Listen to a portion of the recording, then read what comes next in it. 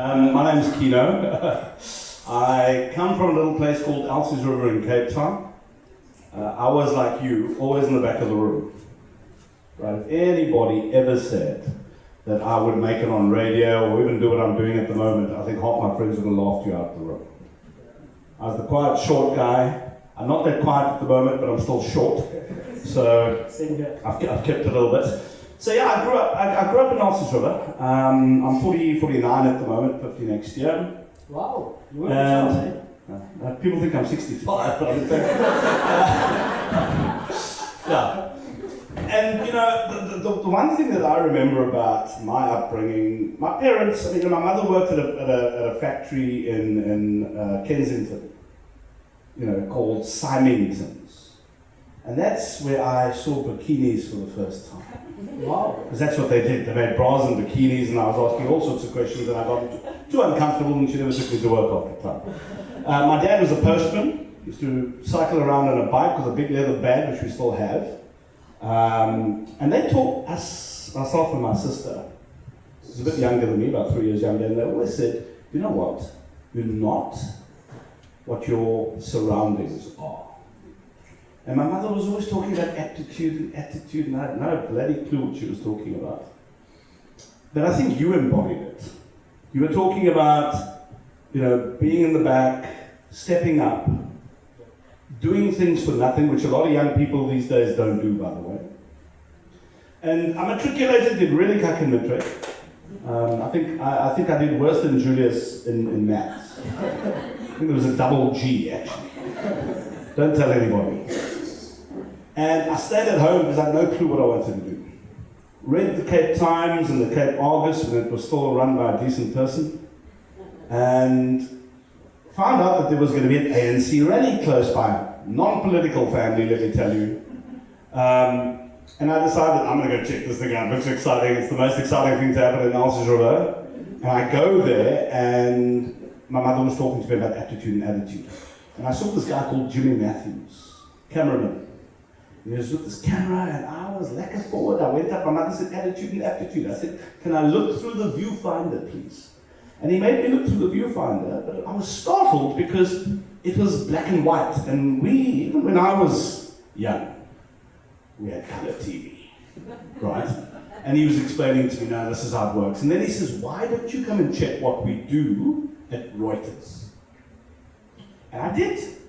I got on a train every day in Elsies River, and corner of Long and Ribbick Street, 4th floor, made coffee for him and a guy called Alvin Andrews. I'll get to the end of the story, I talk too much sometimes.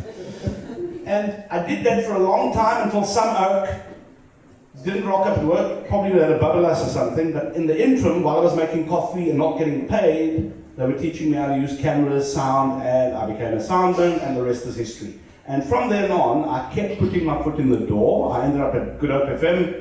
Long, short story. We went, yeah, I was there. We had a show called Kieno's Saturday Sensation. Mark Gilman told me I would never last on radio. He says, you sound cuck. You're never going to last on radio, he said. I said, okay, cool. Now we're good friends. And that really was what I did throughout my life. I was not the brightest person in maths. You can ask our managing director today, all the P&L stuff she does. I trust you, right? But I think it's so important to display what you have. I was listening to you, it's so cool to hear you. The thing is, you literally have control of your own destiny. That's true. And you literally can do what you want to do. Most things we can't fly, but you can do most things that you want to do. You just need to bloody do it, or try and fail until you actually get to do it. And that's literally what I did. I ended up being on radio for 29 years. I ended up working for NBC New York. And yeah, when I had COVID in 2020, I was just sick and tired. I was tired. I worked for a dev firm back then. I was a chief strategy officer for a company called Double I while I was on radio. And I was just really sick after COVID. And I decided, that's it. I then left radio. And here I am today. I mean, I could tell you the innovation story, but I talk too much. Go for it. Yeah, you know, there's one thing I relate to it from what you said. So I was raised by a single mother. And from a young age, we've always believed there's more in life than what we have. So we didn't allow ourselves to be defined by our surroundings. And how I started my entrepreneurial journey, so I was in grade 9. So I love to read a lot. So I was actually the smartest in class. And I passed my matric. I would be saying the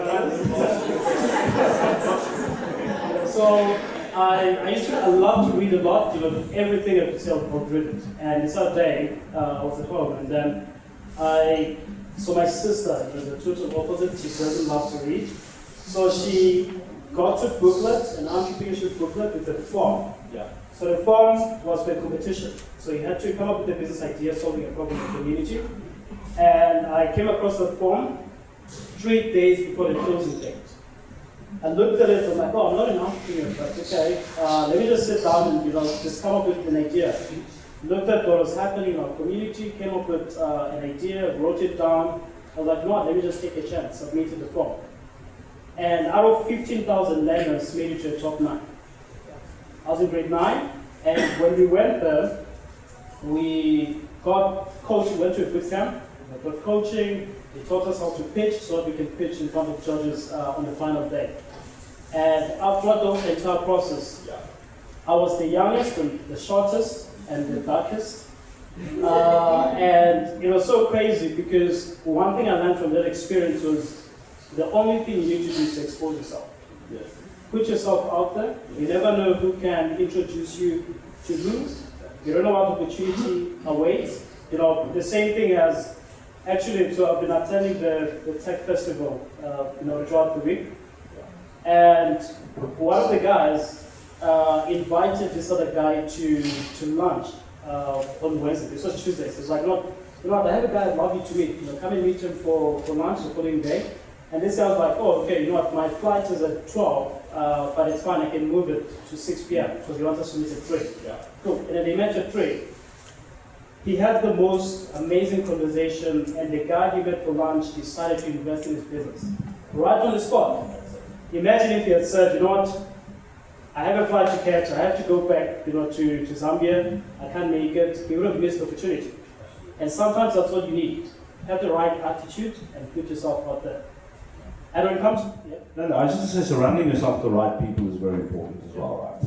I think that's so important. A lot of us are surrounded. How many of you actually have friends that keep telling you why you're doing what you're doing, man? You stupid, why don't you get a real job?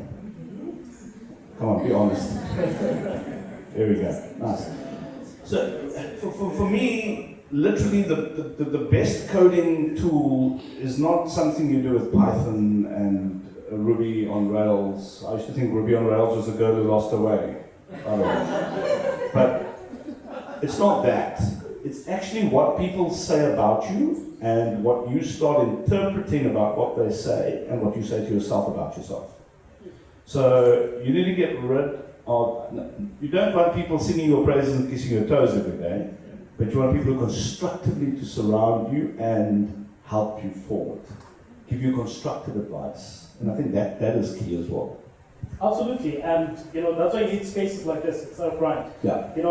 When the mentor told me, you must always have money for coffee. So I met the guy, probably my second or third self-right event. We started going out for coffee, and we got to build a relationship. 2 years down the line, he became an investor in the business, and now he's one of the partners. And that's what you want. If you can surround yourself, with good people.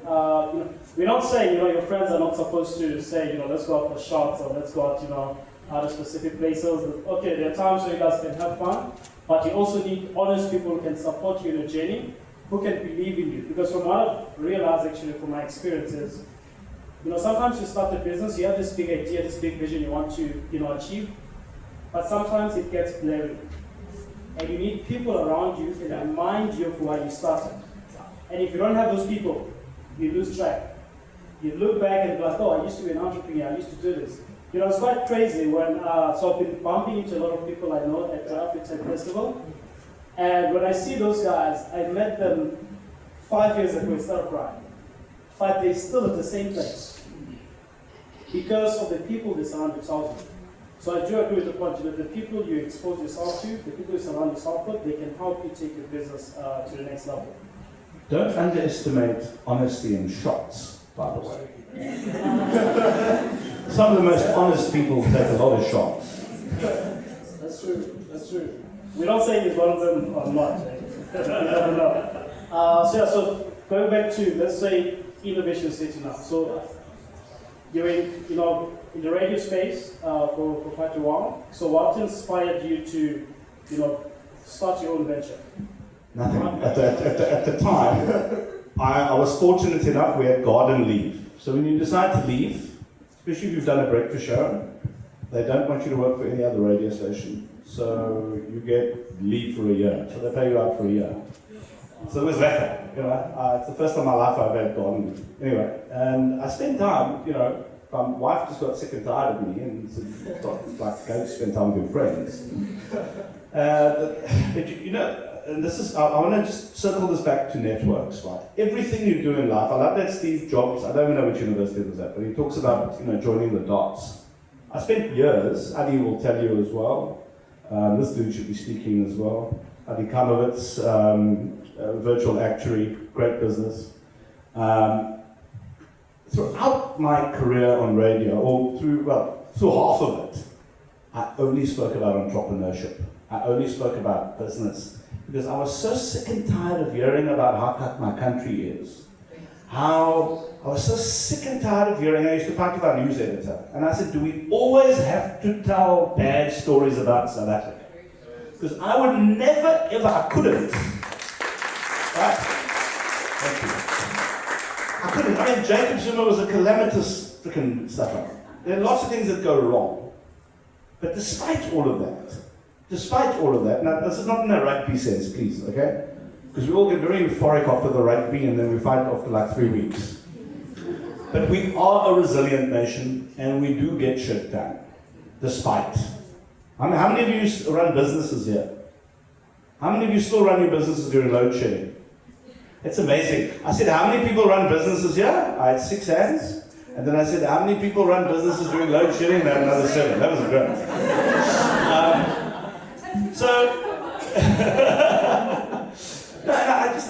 I think we're resilient. I just got so sick and tired, and I was so inspired by Raymond Ackerman when I initially interviewed him. I was like, why can't we talk to all these cool people doing some of stuff around? And I got guys like Kieno van Sale on, and I didn't know who Kieno van Sale was. And I got him on, in any case, because he had Knife Capital, and people like Adi, for example, just people doing good stuff, creating jobs, doing interesting stuff with technology. I started understanding what tech actually is, and it was really cool. And I did that. My boss kept saying to me, why are you always talking about this? I said, what do you want me to talk about? The rap and murder stats. I said, 3 other shows have done that today. 3 other shows have discussed politics, and then News 24 only talks about politics, and I'm like, I'm done. I want to be the person that talks about some of the cool things people are doing. And what brought that about was driving my son. So I had custody of my he was 9 months old when I had custody of him, my son. And he was getting older, and of course he was sick. I took him to hospital, and someone else was doing my show. And for the first time I listened to my breakfast show. And it's very different when you listen from the outside in. And you listen to the balance of content, you listen to and then I felt mildly depressed. I'm only now recovering.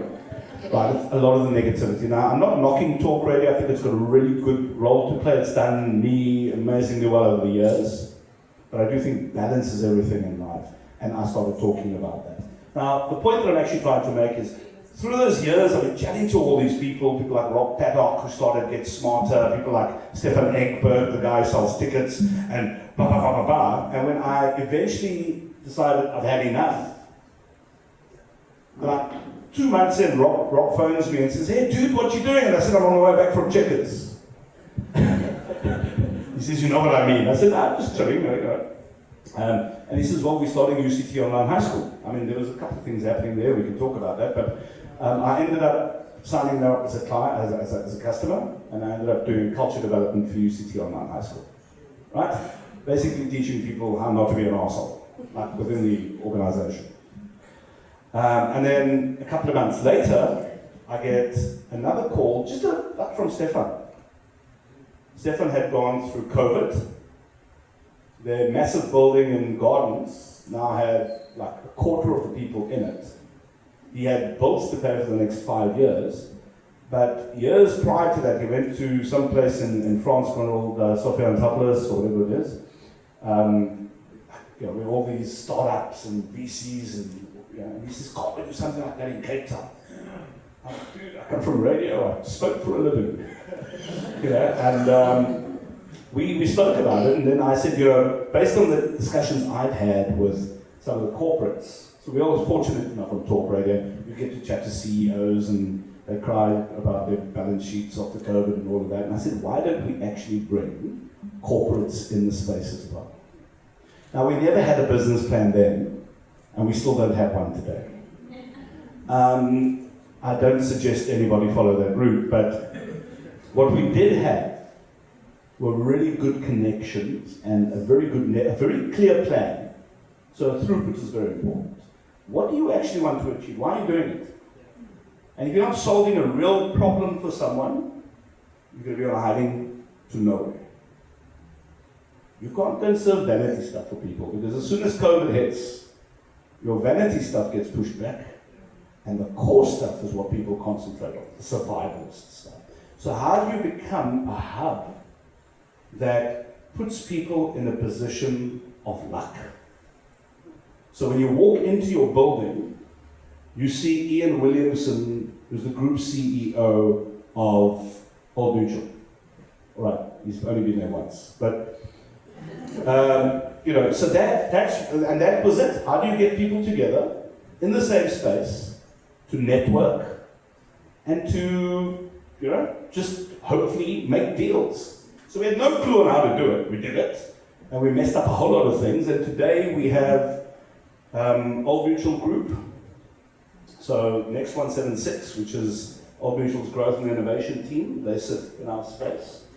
We've got Momentum Holdings, competitors by the way, the innovation team sitting in our building. Pepcore FinTech, Swedish unicorn Polarium's vice president for Africa. MTN's group CEO for digital, Christian Bomhan, French, and he's just moved into our building. MTN Ayoba, well, they invested. Don't tell them I called it MTN Ayoba, but MTN's put all the money in there. Their CEO sits in our building. So we've got a lot of JSE listed businesses and other multi-listed companies in the building. And then we've got high growth startups, scale-ups, high growth startups, and then VCs. So we've got Launch Africa VC, which is there, which is the most prolific pre-Series A VC on the continent. They've done about 132 deals in the last 2 years. E4E Africa, which is Dutch South African VC. Savanta's just moved in, they're deep tech VC. Endeavour, which a lot of people know. Alison, they've got a couple of seats there as well. I think Avak's going to move in at some stage. Are there any VCs here, by the way? We must talk. We must definitely have a chat.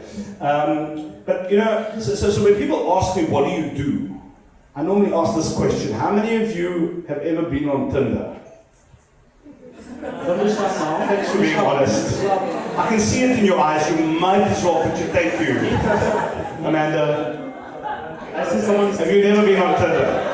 Are you serious? Okay, is that a yes, sir? You have been, or no, you haven't? Okay, well, thanks for pointing that out.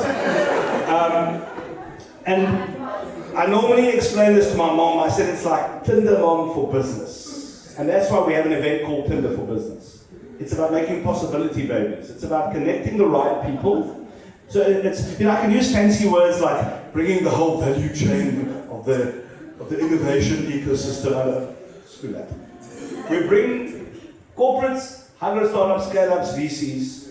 We curate them very carefully. You have to add value. You've got to give more than you take. I love what you said up there, right? You've got to be of service to other people. So if you work in the marketing space, I'm going to upset you right now. But we very seldom take marketing companies who come in, because why? A lot of the marketing people that we bring in, all of the things they do is they're trying to sell shit to people all the time. And you don't want that. When you're in our space, you also need to contribute. What do I mean? So when we started the space, every Thursday, we hosted events. We hosted the crappiest events initially, and then it got better and better and better. And we posted it on LinkedIn. Posted, got big names. I mean, Hans Otterlin, who is, well, he invested in Spotify, right? He was one of the first investors in Spotify. He's Swedish. He's one of the co-founders of the Norsken 22 Impact Fund for Africa, which is a $200 million fund. He's in our space. He doesn't sit there, but he's always there. He's a good friend of the business. And it's really, for me at the end of the day, it's about bringing the right people together and understanding what they need.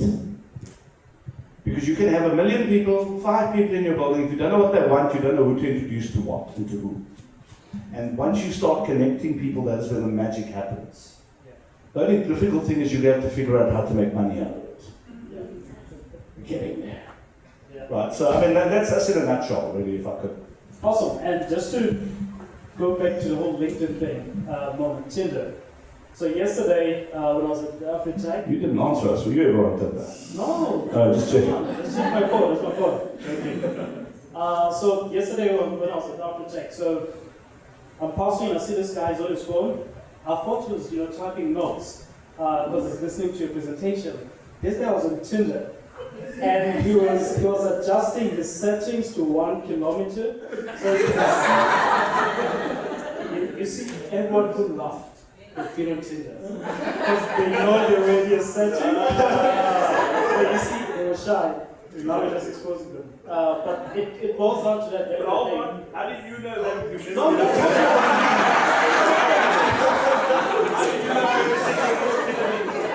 That was back in the time. Yeah. Okay. We'll stick to that story. But that's it. At the end of the day, building relationships, networking with people, and how you monetize it. It's another thing.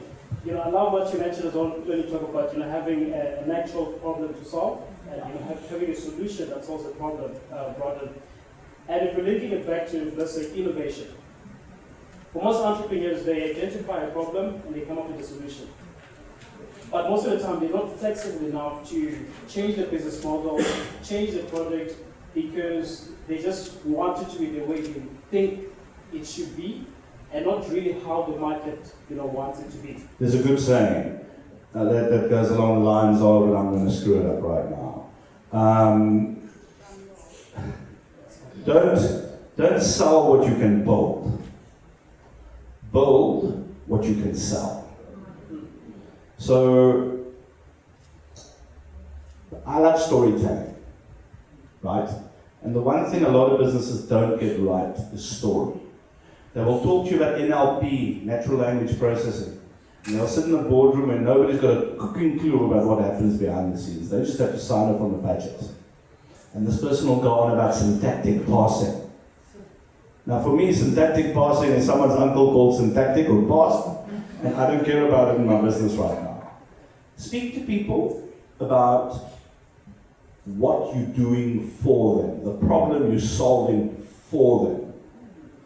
So and people don't spend enough time getting qualitative insights. A lot of people spend time in the realm of quantitative. And there's obviously, quantitative is essential. But if you're not understanding the steps that the person who you're trying to fix for, if you don't understand the journey they've walked, and the journey they're still going to walk, how the hell are you going to solve for them effectively? Absolutely, and which is why allow the green startup model, allows you to build a business model, put it into market, test it, get feedback, and then change it, and then put it back onto the market. Which is why it's important to constantly get feedback from your customers and potential clients as well. So let's say for startups or scale-ups, someone has been running a business for the past 3-4 years, and they want to take it to the next level. They operating the same market, they've done things the same. How then do they take their business to the next level? so that they can be able to... Depends what you mean by the next level, right? Do they want to scale to another country? Do they want to... I mean, it's a difficult one for me, right? Unless I actually understand who that particular business is. But I think the bottom line, everything boils down to your customer, the service you're offering. We talk about total addressable markets, all these clever people over here, right? Total addressable markets, what's your total addressable market? Bottom line is, where the other people, so if you're solving for, let's say you're making a grater for people with arthritis, right? Because it's not like, I'm told, it's not easy to hold a normal grater and sort of grate cheese if you've got arthritis. You then look at how many people across the globe have arthritis and have the same problem. So what's your total addressable market for the solution that you have? And I don't get it very clear. I mean, the VCs I've got a lot of time and respect for. They go into all this detail. I tend to concentrate on the people who you're solving for, and are there other people across the globe that you're solving for? And it's not as easy as saying, oh yes, there's a lot of people in Europe that you need to provide the product to. How much local knowledge, how many, do you know people who understand people on the ground? So local context, etc. is very, very essential as well. So when you ask what they should do, it's so nuanced. It depends. Yes, so we can use probably like a case study. Let's say Amanda, so she runs a marketing agency. Oh, there's Amanda here. Stand up, Amanda, let's see you. Stand up. No, seriously, come. You are on the stage this afternoon. That's Amanda, she runs a marketing agency, everybody. And we're turning the tables on her because she was doing the generative AI stage at Afritech this afternoon. Okay, so what did Amanda do? Tell us. Also, so let's say Amanda runs a marketing agency and she works with SMEs in Cape Town. But now she has a team. She's like, 9 people working for her. She has an office, part of the co-working space. But now she wants to tap into different markets. She thinks she has mastered the local market. Now she wants to tap into, let's say, East Africa. She wants to expand. So what steps can she take to actually start doing that? She could talk to Westgrow, who have localized knowledge, contacts, etc. So Westgrow's got great resources on their website, by the way, about what other countries have to offer, what they're looking for, etc. So great knowledge. That's the one thing. But I always default to you're going to be part of a network that can give you access to that. Am I wrong or right in saying that when you're a VC, a lot of the time when you invest in businesses, it's kind of related to people you know and trust? This is what Kieno was telling me. He said, listen, 80% of the time when we invest, it's through people who've referred people to us, and it's people who we can trust. I mean, would I be fair in saying that? You think, yeah, right? So network is so important, right? And network doesn't mean you need to know the VC directly. You need to know someone that VC, or it doesn't have to be a VC, it could be an angel, it could be whatever. It could be someone's daddy, it doesn't make a difference. But as long, they've got money, they're looking to do something, and they're looking for someone who can bring them something there and something they can trust. So you don't only back the business, you've got to back the person who's running it.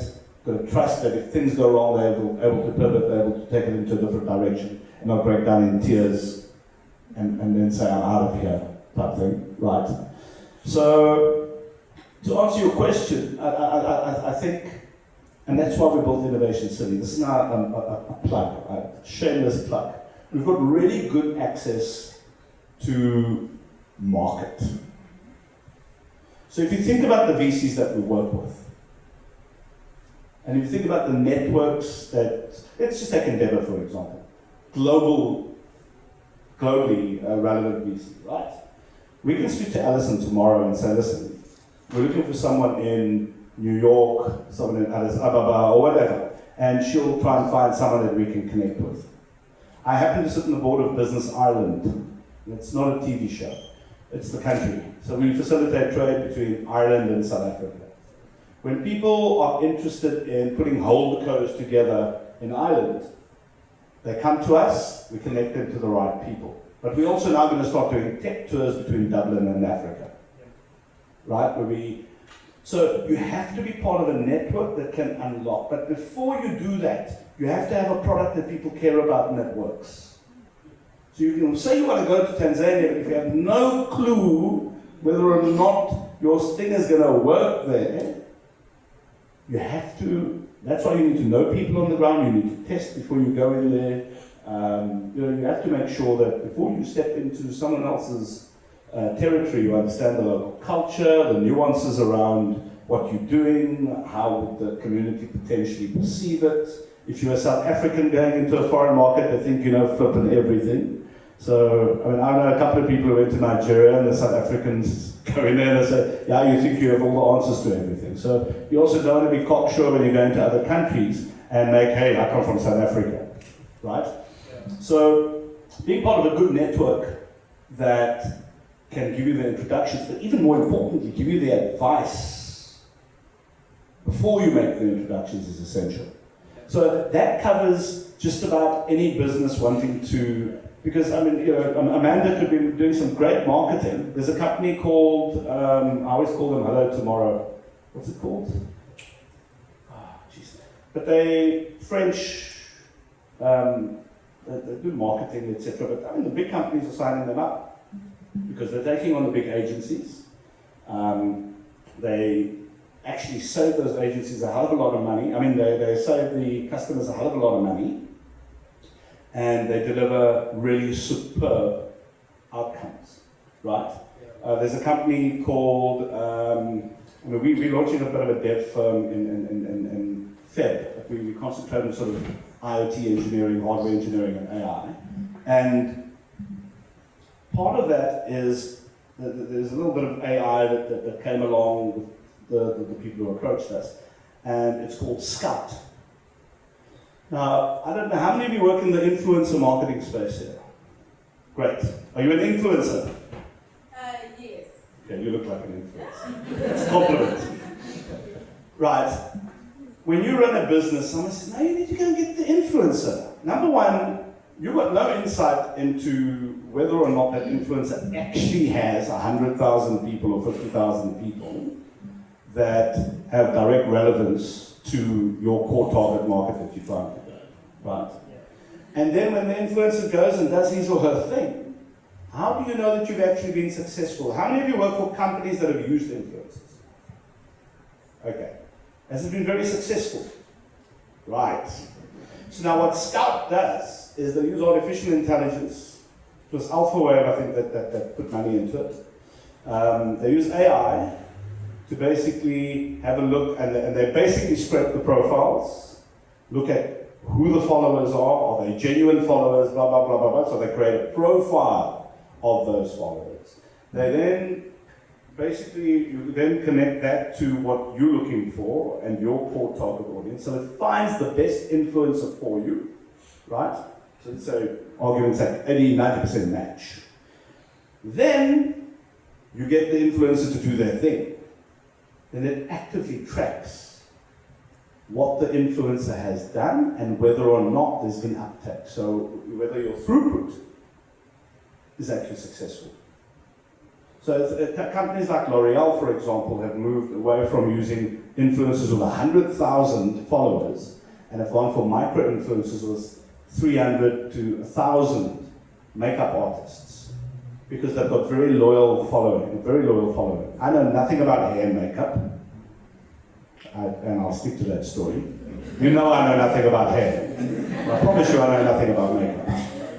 And because of the influence and how closely connected that influencer is to his or her market, they find that their conversion is a lot better. So L'Oreal has actually moved to using more micro-ish type influencers. But what this AI does, so this is now, and I'm going to get your answer. What I'm saying is that there is a piece of technology, and you know companies are struggling with influencing. They're struggling on trying to figure out whether it works or not. So the obvious people you can go to is like L'Oreal, you can go to whoever. Rolex, South Africa, is rolling out in Atlanta. So they're going to have to figure out whether they use the right influencers there. So we're chatting to the CEO at the moment, right? So it's the only way you're going to get access to a L'Oreal. You can phone the secretary and say, Hansons, I'd like to talk to Brian, please. I've got a great product for your influencer marketing campaign, and chances are they're not going to phone you back, because they probably get a lot. But if you go to Adi, and Adi says, yeah, no, my daughter's dating the son of the CEO. We'll invite you around for a bride when he's around one day. And now, when I speak to the CEO, and I'm connecting, I'm having a beer, we're chatting, right?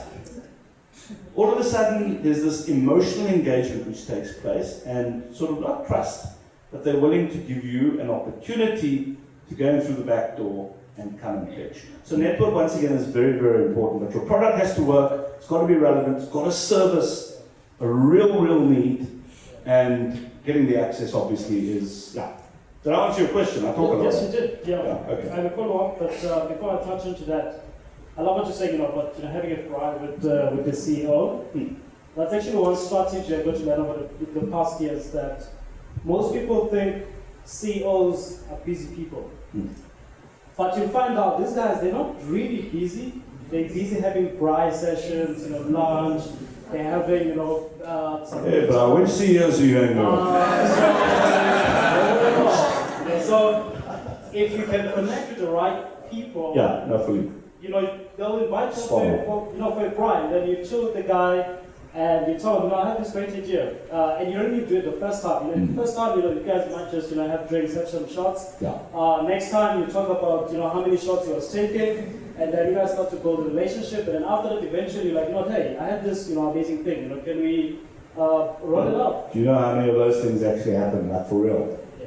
And that is why, once again, never mind the innovation center. Take any other space where you've got a diverse group of people coming together. There's something that brings, just technology innovation brings them together, and you find people that you can actually speak to. But the trick is always to give more than you take. How many of you have friends who keep phoning you because they know someone who can get them tickets to something? You don't want to be that marketing person. You want to be the person that gives, because you know what? At the end of the day, human nature works like this. I give you a lot, you feel indebted to me. And then at some stage I ask you for something small, what is perceived to be small, and you're happy to oblige. Yeah, absolutely. And for guys who are looking to get corporate clients, that's a strategy I actually use. Stop emailing the secretary, stop using info emails. Find someone who's the head of a department. Connect with them on a friendly level. You're not pitching to them, you're not doing anything. Find out which club they go to, maybe Cubana, you can find them there. And, chill with them, do it 2, 3 times, 4 times. And after that, ask them for an introduction.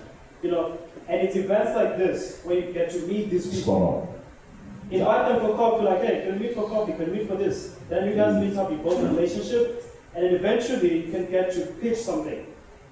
Through that strategy, in less than 6 months, we managed to close MTN, F&B, and there's another project that we're currently working on. Like asking people out for coffee, which was whiskey, but like coffee. So when I work with the Irish, we put coffee and whiskey together. So, let's just go back, this whiskey thing. Guys, if you want to go for drinks after this, let's do it. So for guys, scaling is different for different companies. Some might be expanding into a new market, some might be getting a new team. Or maybe for someone, it's moving out of their room and finding, an office space. A big challenge with most, startup space is funding.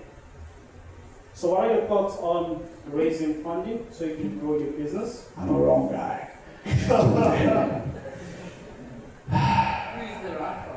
Yeah, listen, so you need to understand, and I'm once again going to look at you, right, and I'm going to ask, how many people actually come to you looking for funding, not knowing exactly what your mandate is as a VC?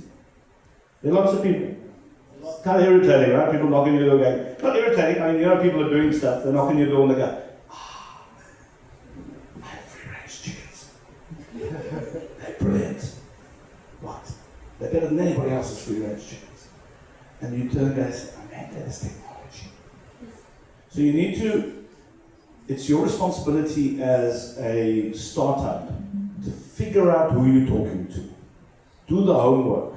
Once you've drunk your Kool-Aid, right, you go, okay, this is great. If you don't do proper, just basic due diligence on who the hell you're going to meet, understand, these VCs would have done interviews, they would have spoken to people. Spend some time, go to Google, not Facebook, go to Google, and go listen to some interviews that they've done, understand what their mandate is, go onto the website, look at the type of businesses that they actually put money into. It's the same thing when you approach a corporate or anybody else with your product. Know that there's potentially interest. Because we're very busy on our day. Okay, so we've built it, I'm going to run out of money at the end of the month, I'm going to go after everybody I can. But I think it's really important to figure out who you're going to be talking to, understand what their mandate is. Some VCs will do a cap of, like Launch Africa does $300,000, right? That's their cap. So you need to even go up to them, speak to people who work in this space.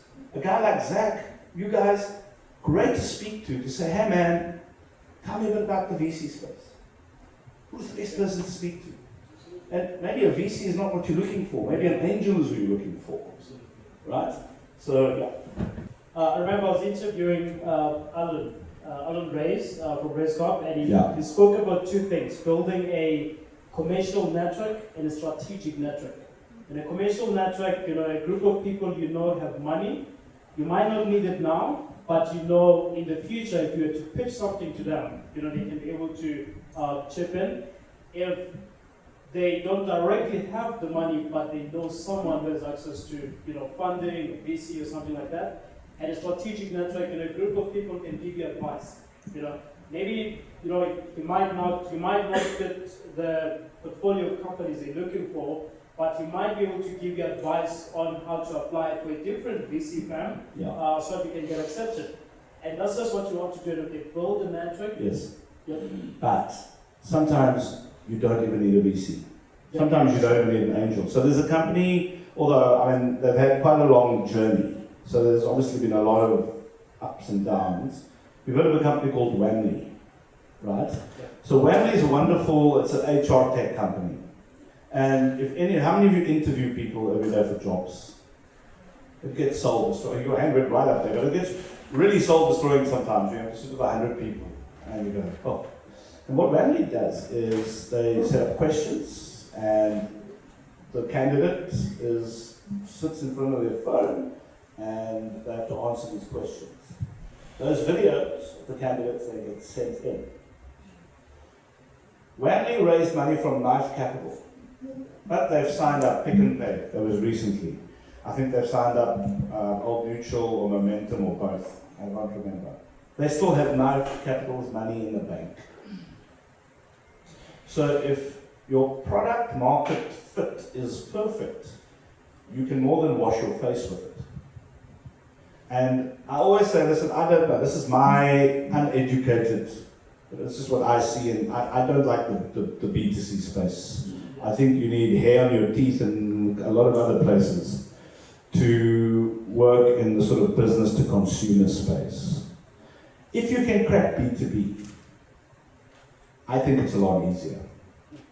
Because I was telling you about this medtech company earlier, right, that I might invest in. And I said, if you try and sell your product that can save you money with the medical aids, if you go from person to person to person to person, to get 100,000 people, you're going to be, your petrol will cost more than the money you raise to start the business. But if you go to a big corporate and you say to them, you know what, you've got a whole lot, 3,000 of your staff sit on medical aids. And we can make sure that when the medical aid takes money out of savings or out of pocket, our AI can tell you whether they should or should not have done that. And we can get that money back, and all we want is 4% or 5%, right? Then you're opening up the door to 3,000 people who will be on medical aid within the business. Arbitrary sort of number, but yeah. So you have to think about how you acquire and the cost of acquiring your customers as well. And if you work with big corporates, generally they have money, they initially tell you they don't, but if they really like what you have, they'll throw money at you, especially if it saves their bottom line, or they can use it as HR and they can help people save money. Banks always want us to believe that they care about us, we know they talk shit, but I mean, they can say, listen, if you take this product, we can help you save money through your medical aid. I mean, we're also looking at, like, for example, doing buy now, pay later, so that, how many of you have gone for bloods? Like, okay. How many of you have had blood extracted out of your arm to get results? Okay, there we go.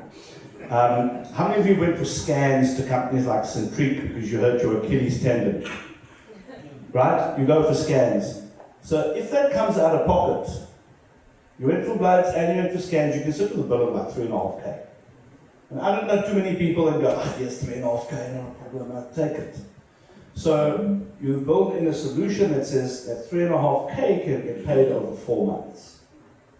And if you build these solutions and it actually speaks to people, it speaks to more liquidity in a household, people don't have to worry about what's going to happen in week number 4 when the kids need the same, food that you gave them the week prior, selling bread wouldn't look very good at a private school. It helps.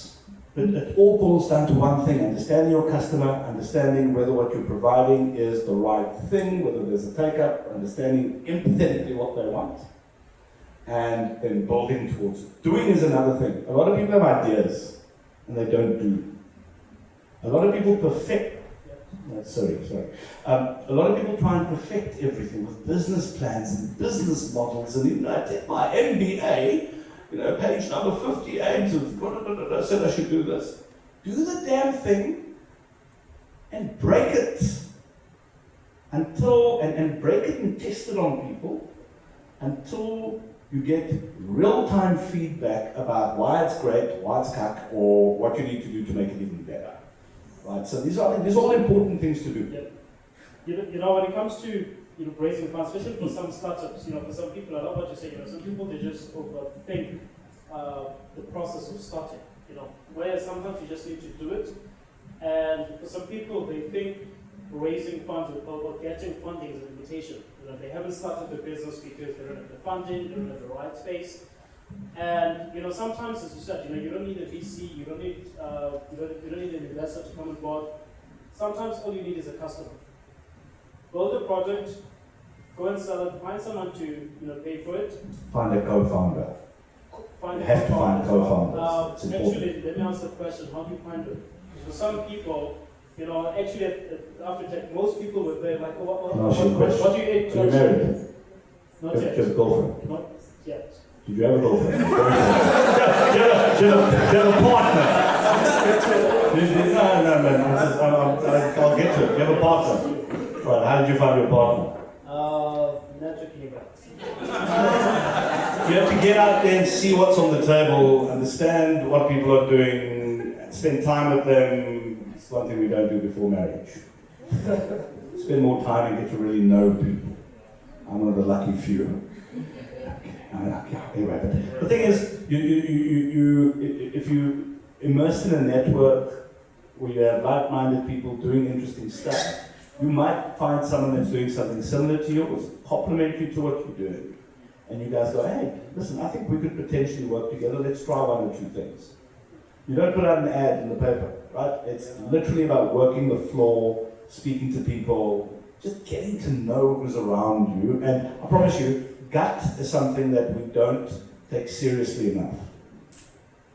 And your gut feeling, okay, some of us have really bad gut feelings. But generally, when you spend enough time around someone, there's that little voice that says, hey, man, I could do this. Don't go and marry them for a long time and go and sign a shareholders agreement and da-da-da-da-da. Test things first. See how it works. See what the relationship's like and then build it. There's no one size fits all. It's about discovery.